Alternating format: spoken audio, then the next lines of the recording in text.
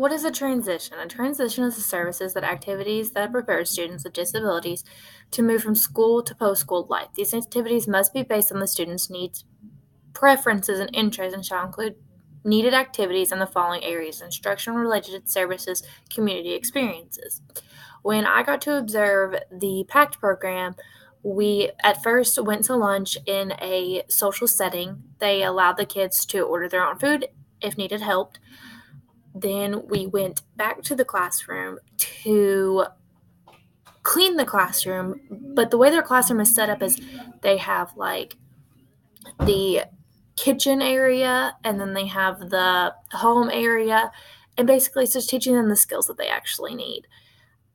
So my first person that I interviewed was actually my brother. He is 21 years old and has cerebral palsy. So he's a very mild case of cerebral palsy.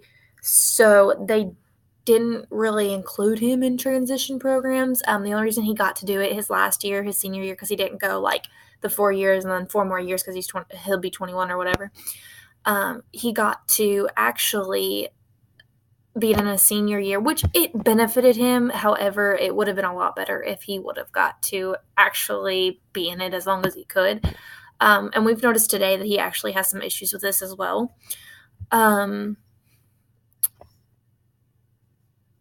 He believed it made him better than what he would have been, but like I said before, he really wishes he would have had it all 4 years that he was in high school.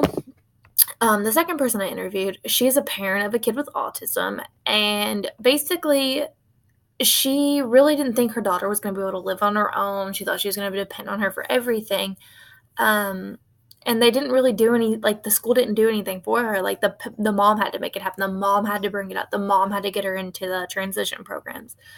And like now her daughter lives on her own and she doesn't need help from anybody. I mean, if she needs help, she'll ask for it. But her mother said that she really doesn't ask for help. Like she's very independent. Her house is always clean. She goes to the store on her own. She's just doing those daily things that a transition program will allow a kid to do.